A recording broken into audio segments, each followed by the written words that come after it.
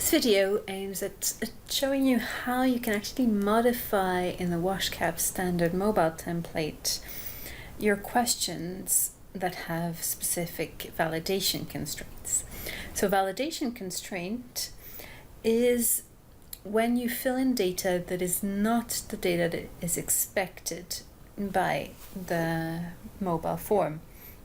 So if, for example, here in the zone of the camp I write 25, it's going to tell me that the number that appears is not in the expected range of 1 to 10. Or if I show another example on how many people slept in this house last night, I might write 3. Then I have the following question: how many children less than 5 years old live and slept in this house last night? If I write 5, it tells me the number of children must be inferior to the overall household size. So all of these are set up as data quality checks to improve the quality of the data that is collected. Now, to be able to modify any of these that are relevant, you can go to the WASH KAP mobile template, the XLS forms, and you have a column called constraint. And also the constraint message column, that's the one that has the message that appears if you don't capture the information that it's expected. So imagine you're in a camp where there are 25 different zones and not 9 different zones.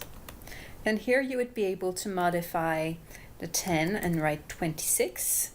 Be careful to really respect the syntax that is shown. Don't change anything else, because this is how the app actually understands what you want. You can of course change the message and specify 25 here. Here we put strictly inferior to 26 to make sure it includes 25. You could do the same, of course, with blocks, sections. Let me just filter for all of the questions that have constraints.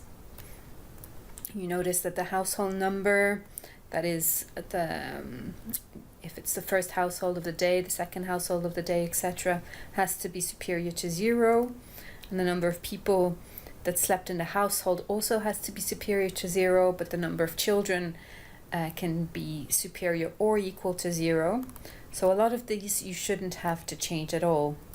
However, maybe the volume of the container, you might have a very specific context in your area of intervention that requires having more than 300 liters. I doubt so, but if you wanted, however, to bring it down to 60 because you know that there are no containers of more than 50 liters in that area, you could do so. So this gives you an overview of how to modify these numeric constraints. You shouldn't normally have to modify any of the text constraints that are a little bit more complicated to modify.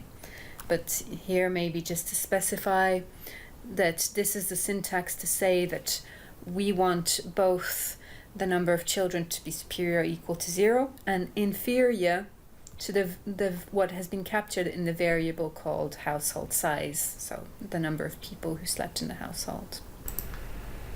As a summary, all you need to do to set up a constraint or modify an existing constraint is to go to the constraint column of your XLS form and modify the text while respecting the XLS form syntax, and then adapt the constraint message in the different languages that you're using in the form to make sure that it corresponds to what you have set up.